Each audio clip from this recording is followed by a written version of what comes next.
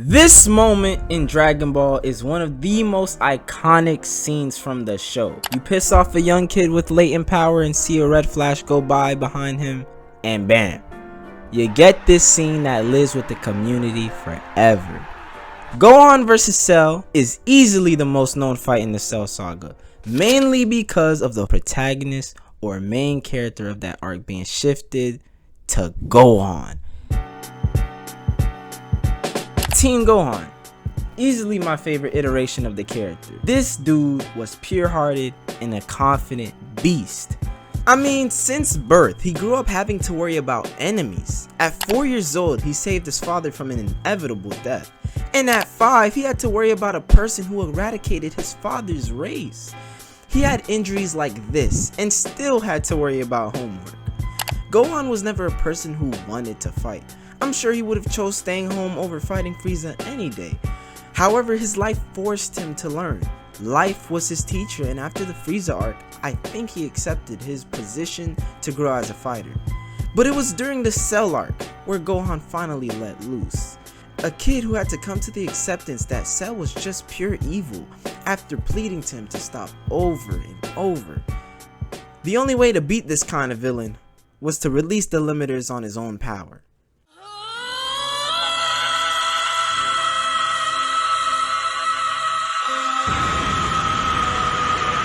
So the final fight of the arc, Gohan vs Cell, was really the peak of the arc in terms of the climax, which went down to the wire, ending with the biggest beam clash that I still don't think we have seen anything greater in comparison. But what if I told you that this wasn't even my favorite fight of the arc?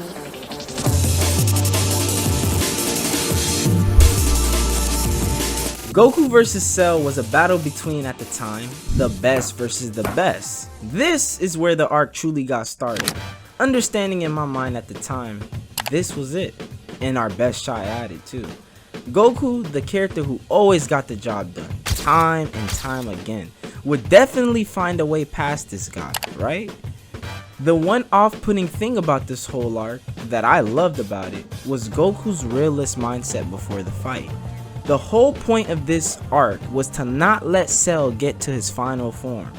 So when he got there, Goku was more accepting of the situation. He said it himself. Goku enjoyed nature. You can see he hit his peak at the time, and not wanting to overtrain for a reason, this man was just going to have to go through it. We know Goku as a warrior with confidence with every fight he gets into. And when it came to this fight, he said this. What I love about this fight at the time were not only the stakes, but the rules of the match.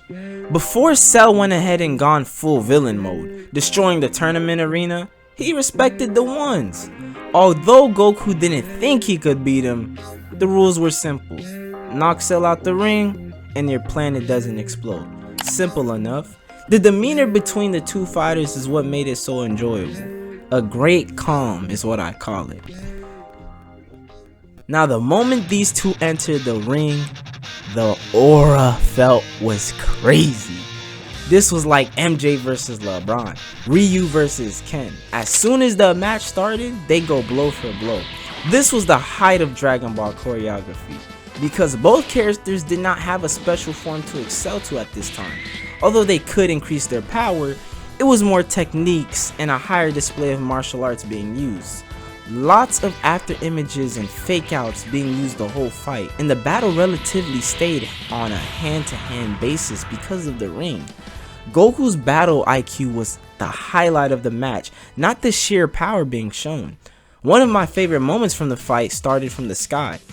After Goku lands a devious blow to this man's face, Cell uses a shadow clone jutsu for a quick second and straight swim dives into Goku's back, and they both land and start fighting on the edge.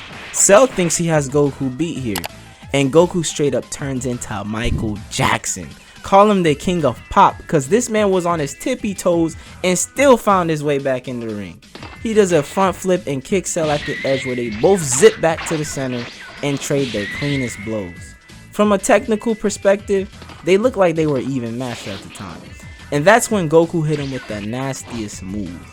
Instant transmission Kamehameha. This was basically his final attack of the fight. In his face, he goes and does a Kamehameha and blows Cell top off. After that, Goku realizes this fight is really over. The fight just goes downhill after that because he realizes he can't even win, and that's when he quits. But what makes this fight so memorable and awesome to me than probably any other fight in this arc at all comes down to the creative limitation. The concept in which the barriers of a situation forces you to think more and find other options to get the same result. And this ring was it. Majority of the battle happened on the stage, and this stage gave us greatness. Thanks for watching. God bless and peace.